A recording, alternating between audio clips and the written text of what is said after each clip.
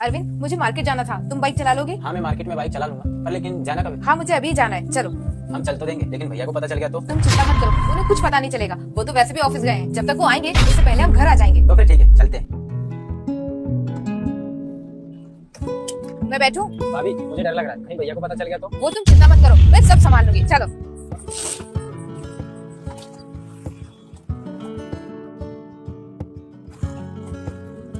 Oh shit! क्या हुआ, गाड़ी क्यों रोक दी? भाभी, सामने देखो, भैया खड़े हैं। भाभी, मुझे कुछ भी समझ में नहीं आ रहा, क्या करेंगे? चलो चलते हैं। भाई एक मिनट, क्या हुआ भाई?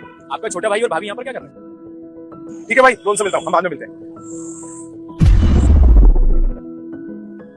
तुम दोनों यहाँ पर क्या कर रहे हो? और मैंने तुम्हें बोला था ना तो तुम बाइक से हाथ मत लगाना। भैया, वो भाभी ने बोला था, इसीलिए मैं चला आया। अच्छा, तुमने इसको बोला? हाँ, वो मुझे मार्केट से कुछ सामान लेना था, इसलिए मैंने इन्हें चलने के लिए बोल दिया। एक तो मैं तुम दोनों को समझा समझा के थक गया हूँ, आखिर में कब अकल आएगी तुम दोनों को? ये तो छोटा है, तुम्हारे पास लाइसेंस नहीं है, और तुम तो समझदार हो ना। नेहा, तुम्हें तो इसको समझाना चाहिए, और तुम ही इसे लेकर जा रही हो। इन्होंने बोला कि मैं बाइक चला लेता हूँ, इसलिए मैं इनको लेकर आ गई। ये कौन सी बात हुई नेहा? इसको बाइक चलाना आता है तो तुम इसे लेकर चले जाओगे? ये तो नाबालिग है, ना समझ है, और तुम तो समझदार हो ना। तुम दोनों रोड पर गाड़ी चला रहे हो, अगर कहीं एक्सीडेंट हो जाता तुम दोनों का तो पुलिस को कौन जवाब देता? इसके पास तो लाइसेंस भी नहीं है, इसको लेकर जाते सीधे जेल में, और इन सब की वजह से मैं फंसता और मैं भी जेल में जाता। उसका क्या? भैया, मैंने भाभी को पहले ही बोला था, कहीं भैया को पता चल गया तो मुझे बहुत डांटेंगे, लेकिन भाभी ने ये बोला कि मैं संभाल लूंगी। अच्छा, तो तुम मेरी डांट से डरते हो, लेकिन मेरी इज्जत नहीं करते। नहीं भैया, ऐसी कोई बात नहीं है, मैं आप दोनों की बहुत इज्जत करता हूँ, और वैसे भी आप दोनों के अलावा मेरा इस दुनिया में कोई नहीं। मैं शराब देती हूँ, तेरी माँ मर जाएगी। अगर आपने वीडियो को लाइक और चैनल को सब्सक्राइब नहीं किया तो तुम अगर मेरी इतनी इज्जत करते हो तो फिर डरने की जरूरत क्या है? सॉरी भैया, मैं आज के बाद बाइक को कभी भी हाथ नहीं लगाऊंगा।